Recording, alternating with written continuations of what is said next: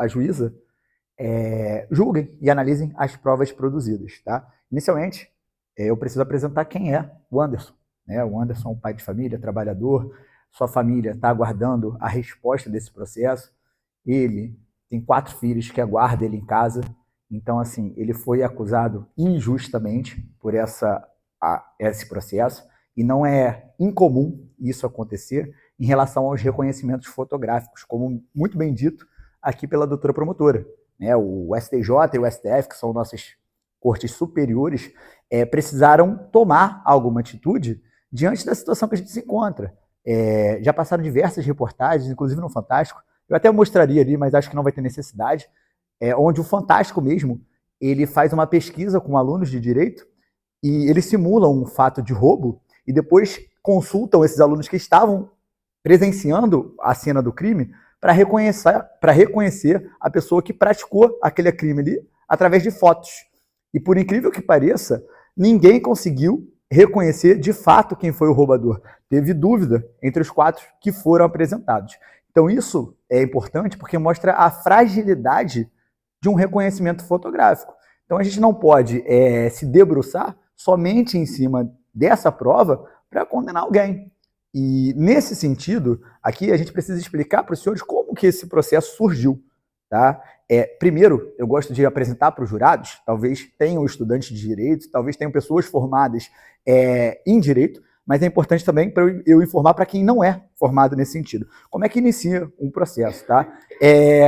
Se alguém chegar na delegacia, fizer um registro de ocorrência e apontar uma pessoa como um autor de um crime e outra pessoa confirmar essa versão, isso já gera um elemento de investigação que pode ser o fato gerador de uma denúncia. Então, para que se ofereça uma denúncia contra uma pessoa, a gente precisa de elementos mínimos de informação, diferente de uma condenação, onde a pessoa enfrenta todo um processo, e aí é um direito fundamental de todo cidadão.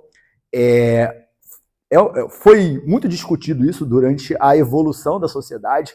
À época, a gente vivia numa monarquia, onde o poder era centralizado, e o rei ali, ele acusava, ele julgava e ele condenava.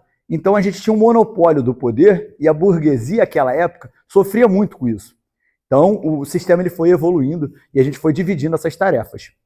E agora, qualquer cidadão, para ser punido pelo Estado, o Estado ele precisa enfrentar o processo. Então o processo, ser processado, isso não pode ser visto como pejorativo. Isso é um direito fundamental de todo cidadão para que se evite uma condenação injusta.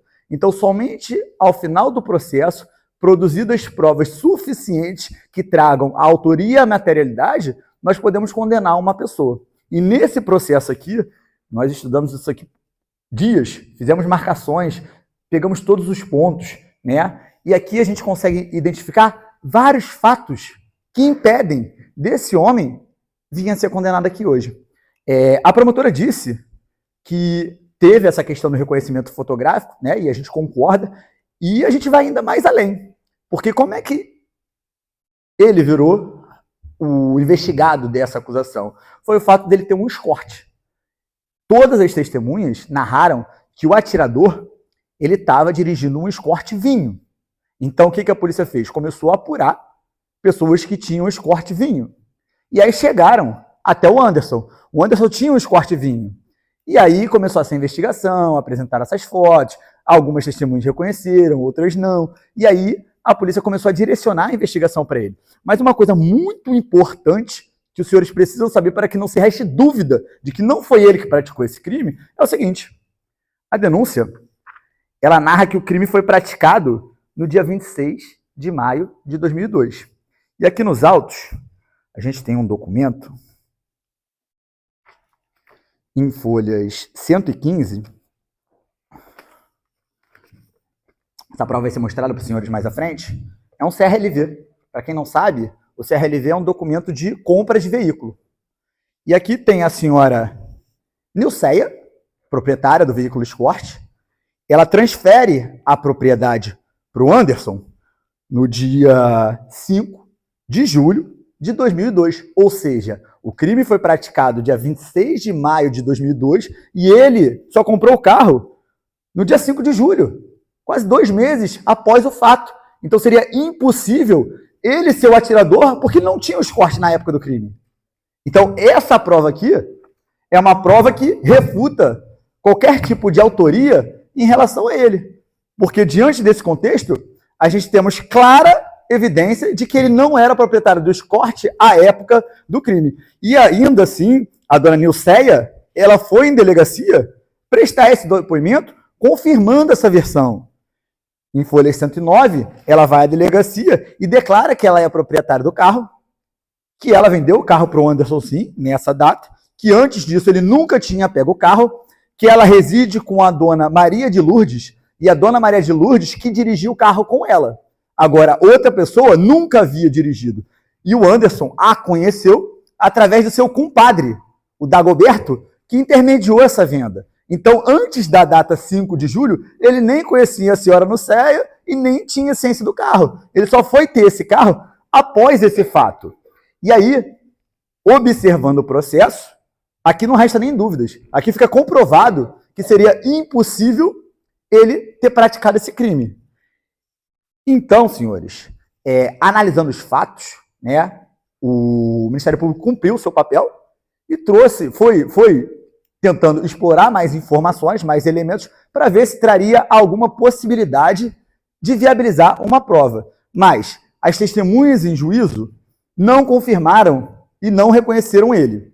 As testemunhas em delegacia, quando esse carro aqui, os cortes dele, foi apreendido, e as testemunhas foram até o escorte verificar se a imagem daqueles cortes era condizente com a imagem do escorte do atirador, todos, de maneira unânime, negaram que aquele escorte era o escorte do tiro. Uns falaram, não, no depoimento todos falaram que o carro tinha isofilme. Então, todos que narraram o reconhecimento falaram, não, esse carro não tem isofilme. O carro do atirador tinha isofilme. O carro dele vai ser mostrado para os senhores também.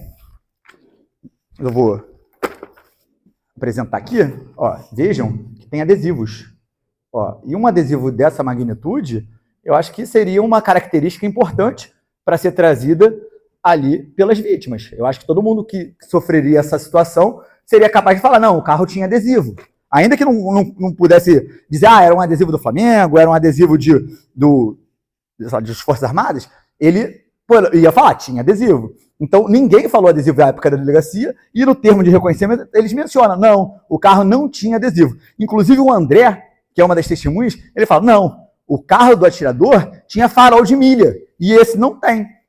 Então, a gente confrontando e comparando o escorte dele com o escorte do atirador, as características não batem.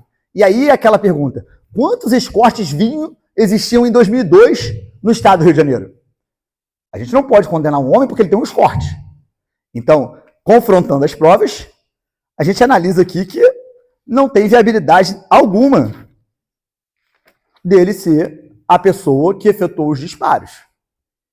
E agora, a gente vai apresentar mais elementos para que os senhores tenham a plena convicção de que o Anderson não foi a pessoa que efetuou esses disparos. De fato, existe uma pessoa, mas essa pessoa não é o Anderson. E se o Estado não pôde trazer elementos que comprovem quem é o atirador, o Anderson ele não pode pagar esse pato. Então o Paulo agora vai aqui apresentar elementos para o senhor.